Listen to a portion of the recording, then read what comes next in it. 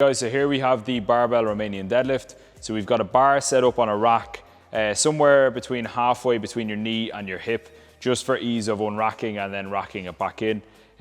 When we're setting up in this position, we want to walk all the way into the bar. Feet are going to be hip distance apart.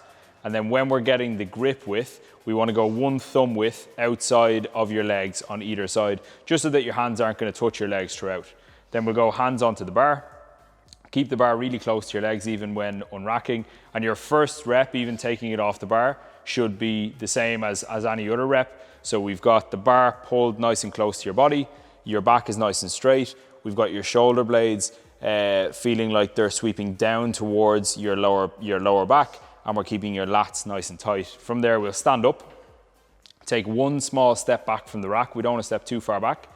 Then we really want to pull that bar back into the legs, and that's going to create more tightness in the lats and make sure that we can keep control of that movement as it starts to tax you with the load. We're going to keep the head in line with the spine all the way through, and then from here we start the movement by pushing the hips back. The bar is always touching the legs all the way through, just below the knee, and then we come back up. So we can see on the way down, as we come down, the knees are not bending too much. There's a slight bend and there's a soft bend throughout, but not too much. We want to make sure we're leading that movement with the hips on the way back and on the way through, really stretching out those hamstrings. And just after this, we'll have one more rep, making sure that on the way up, we're also driving those glutes. So from the bottom position, we're thinking about driving the glutes towards the wall in front of you.